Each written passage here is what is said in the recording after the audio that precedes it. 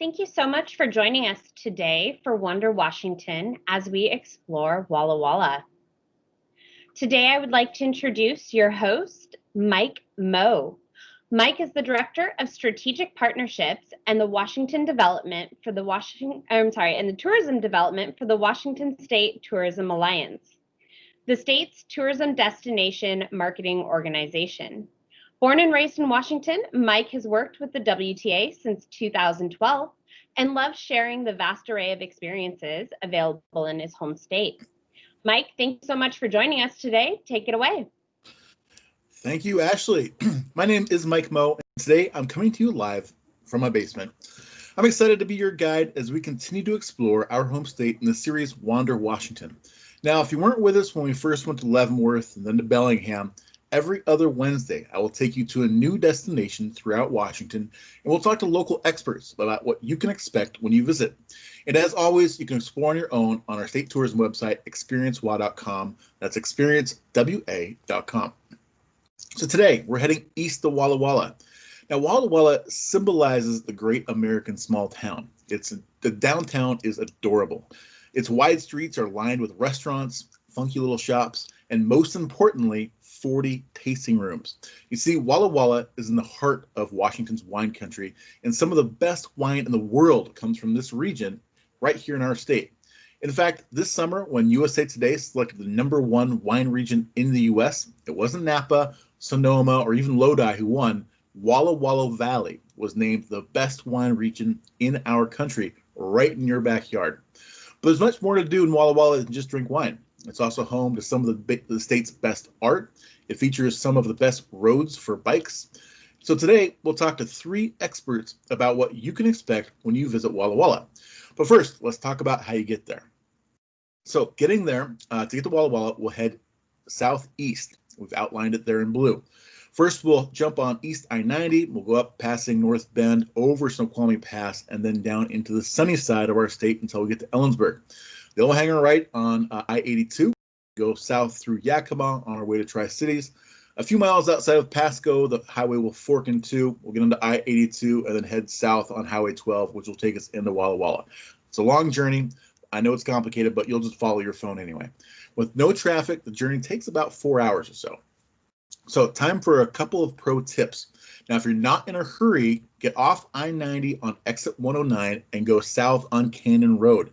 This road follows the Yakima River, which meanders its way through these sheer basalt cliffs of the Yakima Canyon. This region has the highest density of nesting eagles, hawks, and falcons in the state, so make sure you bring your bird watching binoculars. Now, the road ends in Yakima, where you can rejoin the highway.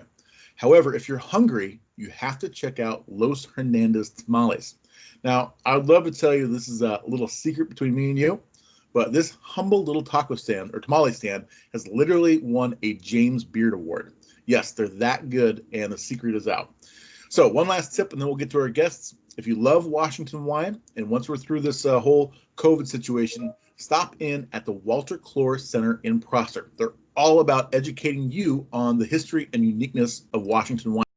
So we're gonna get to our first expert. Remember, if you have questions, please use that chat. You know, this is supposed to be an interactive experience, so please ask questions, and we'll get to your questions here soon. So first, I want to introduce Squire Broel. He's an artist from Walla Walla. Welcome, Squire. Hey, Mike. Thanks so much. And I want to just welcome everybody else to this conversation. So when you get to the Walla Walla Valley, I'm going to just kind of lay out a few things that you're going to see. You're going to see wide open landscapes that are so different from Western Washington. You're going to kind of witness a change in color of the landscape. You're going to have, you know, these beautiful greens, and then in the fall you're going to have golden colors of wheat fields, and punctuated with lots of vineyard land. So it's absolutely gorgeous. And then the backdrop behind the community is this beautiful mountain range called the Blue Mountains. So it's incredibly picturesque.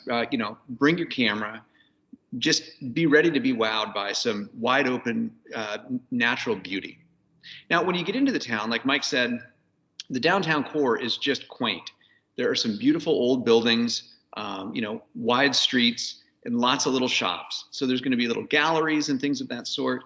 The buildings themselves the building that I'm in was built in the late 1800s. And actually, an interesting note to it, in 1887, it was the first Washington Territorial Congress that met here in this building. And they decided to work on ratifying statehood for Washington, which happened about 10 years later. So thinking of the spirit of creativity in this little community that's been going on for a long, long time, everybody has a tendency to encourage each other, work together. I think it's one thing that you're going to find when you visit this town is it really is that kind of cliche, the town's so nice, they named it twice, and everybody kind of exudes that. There's just this real nice community atmosphere. There's lots of creative people that have settled here, and craftsmen from painters and sculptors to people who make ceramics and jewelry. There's all sorts of things that you can find here. As you're wandering downtown, you're going to see a lot of contemporary art and a lot of sculpture and figurative work as well. That is an initiative that the city and public-private partnerships really focused on. So one piece in particular that you need to try to track down is a piece out in front of the Starbucks on Main Street and First. It's a piece by an artist named Brad Rood, who's been living in Walla Walla for a very long time, but his work is shown all over the United States. His work in particular that's downtown is a dog that's balancing a bunch of objects, and it's called Thoughts Discovered. So check out Brad Rood's sculpture down there, try to get a photograph by it. It's a beloved piece. Another thing you're going to see downtown are small galleries and art venues. Now the difference is a gallery in my mind is solely focused on showing artwork. And kind of an arts venue is going to be more of a restaurant like Brasserie 4, which is a wonderful French restaurant. And inside they have a rotating array of artwork. And then little cafes or coffee shops like the Patisserie, they show a lot of local artists as well. So again, if there's things that you really are interested in, whether it's contemporary artwork, dealing with contemporary, newsworthy moments, or if you're really interested in landscape, feel free to ask around. People are going to point you in the right direction. Like for instance, Todd Thielander Gallery, which has beautiful plein air paintings of the Walla Walla Valley. So in addition to, the little galleries downtown and that sort of thing, there's also 3 colleges here in town. There's the Walla Walla Community College, Whitman College, and Walla Walla University. And all of those places have art on their campuses or art within the buildings and venues there as well. So much to see and so much to do. The creativity also extends beyond just visual artists. There are musicians, and there's, for instance, the longest running symphony west of the Mississippi. And we also have all sorts of, little music venues where people, will play music on the weekends, especially out at the wineries and things of that sort. One additional thing you want to totally look for if you're looking for craftsmanship, we have craft beer in addition to the wine, and artisan coffee.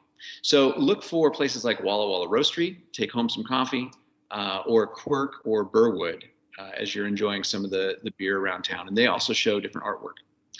So I hope that you'll come and join us. Again, it's a super creative little community, wide open spaces. You can walk the streets, meander and enjoy. If you want more information about kind of behind the scenes tours of art studios, there's a number of artists that will open their studios to you. Might be good to contact someone like Guy at Inquisitors, and he'll be talking to you a little bit more about that later. But come and join us in Walla Walla. And thanks so much for letting me share a little bit about our creative side. Thank you, Squire. And we do have a question. Are there places where people can enjoy cider and spirits there in Walla Walla? Oh, there are, absolutely. In fact, there's a couple of places right downtown where you can enjoy locally made cider. And there are new places that are creating, I think that I just read about something, Guy maybe can speak to this also, but there definitely are places, distilleries that are making things other than wine and beer. Great. Well, thank you so much, Squire. And like you said, we'll talk to Guy here in a few minutes, along with some of their local winemakers. But first, we're going to talk to Kevin Thonney, who is the owner of the Bicycle Barn, and Becky Wilson, who's the founder of the bicycle club Wild at Heart. Kevin and Becky, thank you so much for being with us. Thanks for letting us join you. just want to welcome everybody again. We're here down at Brown Family Vineyards tasting room in downtown Walla Walla, which is very kind of them. So thanks to them. Walla Walla, along with the wine and everything and the art that you just heard about, we have a lot of outdoor activities for anyone to enjoy that's coming from out of town. We have events such as in the springtime in April on a normal year, you would see a cycling race called Tour Walla Walla come through town. That you're going to see some stages of close-up personal racing in a closed-off downtown, which is a lot of fun.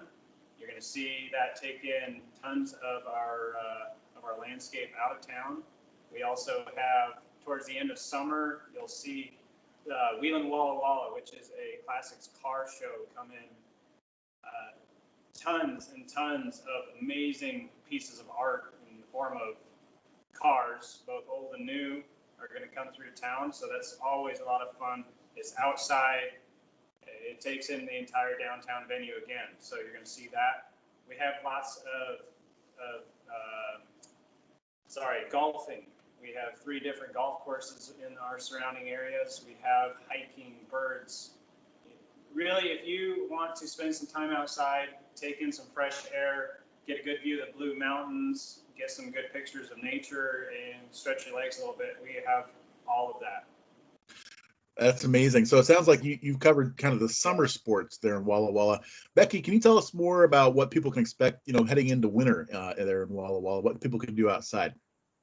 Yeah, you can come over here and wander all year round by bicycle, by foot, whatever you choose. We've got a local ski hill called Bluewood, so you can do downhill skiing, cross-country skiing in our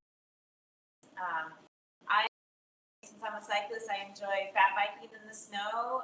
We go out and ride groomed snowmobile trails up in the Blues. So much fun. So in December, early December, we have a Christmas light parade, and we all like to put Christmas lights on our bikes, and we have a little parade through downtown with lots of music, and it's super festive and fun. So you can come wander here all year round. That sounds amazing. I would love to see the bicycles all done up with the Christmas lights. It's pretty so cool. Fun. So Kevin, I know there's a lot of amazing road biking out there. Tell us about what people can expect on the road bikes. So we are Walla Walla is a slightly smaller town compared to most of the towns you'll find on the west side. We are surrounded by wheat country and vineyards, and so most of the roads in the surrounding area are low traffic. You can head from Walla Walla in any direction, north, south, east, west, and you're going to be on endless roads as far as riding a road bike. We also have a lot of gravel, connecting roads and gravel roads going up into the mountains. So if you do enjoy pedaling in any form, you're going to be able to find that from town. As far as getting distances in any number of mileage, whether it's 10 or 100 miles, you can do that, and there are always places to stop for water and for any support needed. The other thing you can do in town is if you are staying in town or in the surrounding areas, you can get around town by bike. So you can drive your car over here for the weekend and leave it parked until you're ready to leave. You can get to the restaurants, you can get to the art galleries, to the wineries. You can do all of that by bike. And on the screen there, you're going to see that's going to be a Walla Walla city map. We also if you get online, I know there are links to that map online that you can download, and also a supporting valley map that's going to have a lot of highlighted routes for cyclists. We also have them at the bike shop, and we can help point people in different directions for different types of riding. That sounds amazing. And Becky, tell us more about the mountain biking people can expect there. I know you guys have an amazing mountain biking. Yeah, we do. We have everything from a local lake that's right at the foot of the Blues, which offers a really accessible and all levels riding. Then we have cross-country mountain bike trails up in the Blue Mountains, which are what we call old school trails that weren't bermed or man-made. These are rugged old school trails that are just natural maybe some of them are Forest Service trails, some of them are, old game trails, that kind of thing. Yeah. We also have Walla Walla Gap. Oh, yeah. So if you're willing to drive and get in the car and drive, you can find really, again, any direction, whether it's up in the blues or even for, we have some good wintertime desert mountain biking that you can get to. Most of those you do want to ask a local of some sort to point you in that direction. Cool. And if they want trail information, local trails, a lot of the trails are on an app called Trail Forks. Super easy to navigate. All right. So I know the bicycle barn has been in your family, Kevin, for quite some time. So tell us about the bicycle barn and its history. So I'm pretty excited. I'm third generation bicycle barn. My grandparents bought it back in the mid '80s. It's a story about family. We're grateful to be here because we've been surrounded by a great community. Without that, we wouldn't be there. It is a family shop. We encourage riders of all age groups to come in and get started, or for experienced cyclists to keep growing in the sport. We encourage people that are just out for a Sunday cruise to the racers. You're going to find in our shop, we have a big service area. We have a lot of accessories that support all the different types of cycling, whether it be cruising around on a single speed or going out and racing for the weekend in a crit race or something on a road bike. It's fun, and we've had our struggles over the years, and that's kind of the cool story, is that Walla Walla has always shown up to be the community that it is and keep us going. Great. And Becky, tell us about the bike club that you started. I think that's just such a cool story. Tell us about that. Well, thanks. I started mountain biking in about 2008, and about almost 6 years ago, I started a women's mountain bike race team and riding club, just trying to support more opportunities for women, get them riding, mentor them with skill, offering group rides that are led and supported, meaning there's a trail leader, a ride leader, and a sweeper that will make sure that everybody gets through the ride safely, and just helping women feel comfortable on bikes and be as stoked as I am, because mountain biking is pretty awesome. Cool. Well, thank you so much, Kevin and Becky. That's awesome. We really enjoyed learning about bicycling outdoor activities there in Walla Walla. So up next, we have Guy Glaeser. Guy, are you there? I am. Can you hear me? I can hear you. There we go. And we also have, along with Guy, we have Devyani Gupta and Marie-Eve Gia from Valdemar Estates. Thank you so much for being with us.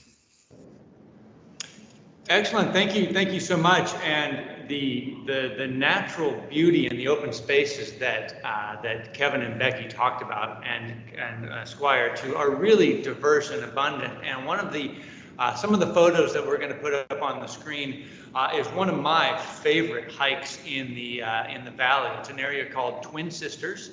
It's in Walla Walla Gap, which overlooks the Columbia River. It shows the impact of an ancient ice age flood called the Missoula Flood, which is a story that takes thousands of years to tell. But what that flood left behind is a type of soil called loess.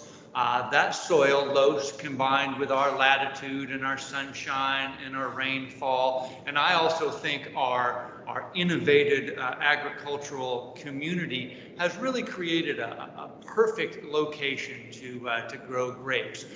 Equally as beneficial, the valley is the great winemakers that we have attracted.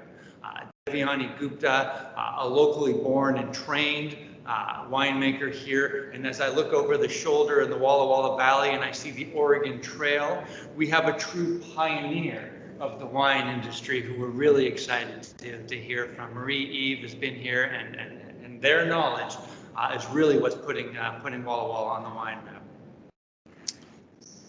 map. Well, Marie-Eve, tell us about your story and where, how you came to Walla Walla. Yeah, so I am Marie-Eve, and I'm the director of winemaking on viticulture at Valdemar Estate. which is the first internationally owned winery in Washington State. The winery is founded by the Burunda Martinez family. They've been making wine in Spain for 5 generations, since 1889. So myself, I trained in Burgundy, and I graduated in Dijon with a master in viticulture and winemaking. And then I came to Valdemar in 2001 during the construction of the building. But before that, I came to the Northwest in 1991 to make wine. And the industry was really small. I started in Oregon, I moved up to Washington. I worked for small and big wineries. But pretty soon I ended up in Walla Walla in 2001. And as we are talking about, Walla Walla is very magnetic. It's really an island of beauty. We talked about the colleges, so it's got that very rich, very diversified culture. And it's also still very laid back, where you don't have to be stuck in traffic jam for hours. You get to know everybody. I mean, Kevin walks on my bicycle, and I always admire Squire, and all that in that just beautiful setting. It's just a very, very beautiful town. When I came, though, there were only 23 wineries in Walla Walla, and now we have about 140. So there's definitely, it's been exploding, and now there's a little bit of everything for everybody. What I really like about being here is it's giving me the opportunity to go back to my European roots and to make those wines that are very solid and elegant and edge-worthy. Regarding the growing area here, it was founded in 1984, the Walla Walla Valley, and originally it was a lot of Cabernet Sauvignon. But about 20 years ago, on the south side of the appellation, it's an old riverbed with a lot of cobblestones, so really, really warm growing conditions, and we make some of the most distinctive Syrahs in all of the United States. I love Syrah. Yeah, and it's so hedonistic. It's such a nice wine, right? So I'm going to turn it over to my delightful assistant, Deviani, who can speak more about the experience. Hi, I'm Deviani Gupta, and I'm the assistant winemaker here at Valdemar Estates. I'm originally from Portland, Oregon, but I found Walla Walla as a student at Whitman College in 2011. I began working for wineries as a student and fell head over heels for the industry and this little town. And to me, what's special about Walla Walla is that it really draws you in. We're genuinely friendly. We value collaboration, and we have a strong sense of community and duty to mentorship, helping each other out. As a young person going back to school for wine, I was very grateful to be in Walla Walla because of the many industry leaders we have here and how eager they are to help out young people, take them under their wing, and mentor and teach them. So what a guest like you can expect when you're visiting us is that we're going to be welcoming, and whether you're an avid wine collector or you're just getting started, there's a wide array of price points and experiences that are going to suit your needs. And generally our servers and our tasting rooms, they don't think of themselves as only representing the company they work for, but they really truly consider themselves as ambassadors for the valley as a whole. And they're committed to helping you enjoy and make the most of your visit of Walla Walla. And they're going to point you in the direction of what you're looking for, so you don't have to be afraid to ask. When visiting Valdemar, you're going to find dynamic staff and a wide array of events. We have spacious outdoor seating with views of the Blue Mountains, and in addition to flights and a full menu, we offer tours of our cutting-edge facility, food and wine pairings, blending classes, and cooking classes. So thank you all so much for listening. We have a deep love and passion for this valley and the wine we make. There's something for everyone here, and we hope you'll come visit us. Wow. I think we're all jealous of you guys because I definitely don't have a glass of wine in front of me right now. So that it just looks beautiful. And now I think there's a short video we want to watch that kind of gives hopefully us a little a flavor of what it's like there at the winery. Sarah, if you want to run that video.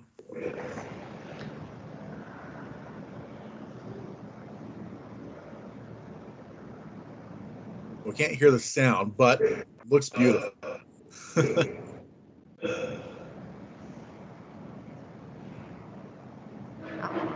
think we can try that one more time.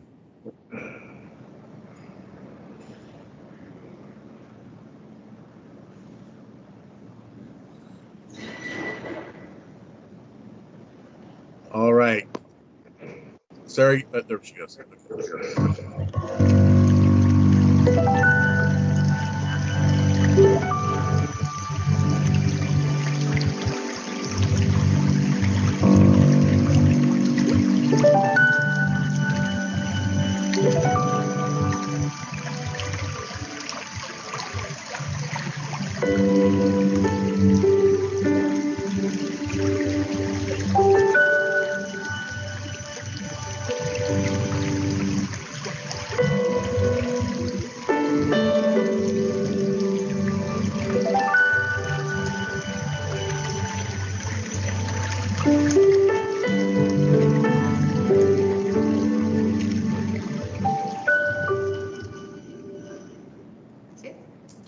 All right. Well, that managed to make me even more jealous. So that's great.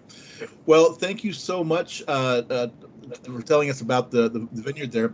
Now, Guy, I want to hear more about the tours around Walla Walla. I know that your company does not only wine tours, but other tours to help the visitor really get to know your city.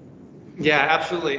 Thanks, Mike. And I would say that encourage all visitors, regardless if they book a tour or not, to check the Visit Walla Walla website for some of those events that are happening, whether it be the Chamber Music Festival, the car show, and one of the things I love to add in there is our local baseball team, the Walla Walla Sweets Company. So definitely check the calendar of events prior to coming. But not only does Inquisitors operate wine tours, we have a number of great operators in town. We have Imbibe Wine Tours, we have The Touring Company, we've got Freddie G's. Chris with Tesla Tours will take you around the valley in an electric car. And I think one of the things to consider with so much great wine in the Walla Walla Valley, there is the potential for some intoxication. So a sober driver that will take you around not only allows you, but your entire group, big and small, to enjoy everything the Walla Walla Valley offers. All the guides here, we're 200 miles from just about anywhere, so I can pretty much guarantee all the guides are local, and they have their own great relationships with the wineries, and those relationships will help curate the experience. Wine touring companies are going to help with reservations. One of the results we're seeing in the valley and all over the industry right now are reservations are required. So we're going to listen to you. We're going to learn about your style that you prefer of wine. We're going to learn about your price, your budget. And on that note, it's worth it to know that visitors coming to taste wine in the valley or anywhere are going to be charged a tasting fee. So that's something just to know about and to budget for. And that's going to range from about $15 to $30 that will usually be waived with the purchase. So just something to keep in mind as you're budgeting your time in the valley. But wine tours are something that can piece together not just what's in the glass, but also what's being offered in the culinary scene. As Deviani talked about, there's great wine blending experiences, which is really where you make your own bottle of wine, which is a really fascinating and fun experience. There's food pairings, there's production tours, and I'm really excited to know that we're now able to get back in to tour some of these facilities. Valdemar, right below us right now, has a spectacular facility that is really interesting to visit and learn from. So we want to take you not just to the glass, but where all this wine comes from. Additionally, one of the things that we love to do is to kind of step outside or step next to the wine industry and enjoy the valley at large. We grow hops here, and as Squire talked about, there are some great craft brews. There is a beer touring company here with all the orchards. There are obviously apples being grown and cider being made, and we've done a lot of great cider tours, whether it's just on the Oregon side and Milton Freewater or downtown Walla Walla with Locust Winery. So to kind of address that question that came up earlier, we do have cider being made right in town. We do have distilled spirits being right in town, right on 2nd Avenue, right off of Main Street is 2nd Avenue Distillery. Out of the airport district, I believe it's the JB's Spirit Company is making spirits as well. So it's obviously what we're known for is the wine, but the Walla Walla Valley really is more than just wine. It is a natural, wonderful, beautiful place that is filled, as we've seen today, with just creative, innovative, friendly individuals. And I think one of the things that we hope you take away from a wine tour, a glass of wine, a weekend here in Walla Walla is not just the beautiful place, but the wonderful people that are here.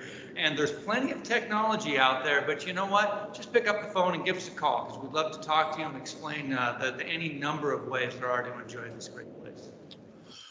Great. Well, thank you so much, Guy, and thank you all of our guests, Marie-Eve and Yana Gupta. Everybody, you did an amazing job telling us about your city, and we really, really appreciate it. So that is our show for today. For more information about Walla Walla, I know that Guy just mentioned it, make sure to go to wallawalla.org.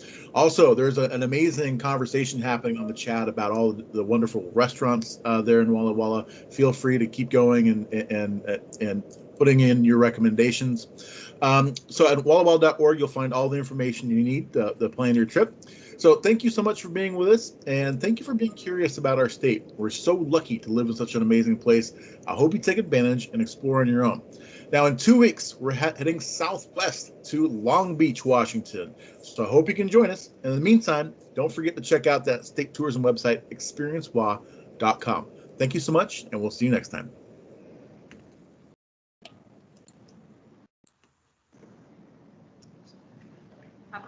Perfect. Yeah, that was great fun. We need to do it again. What's happening?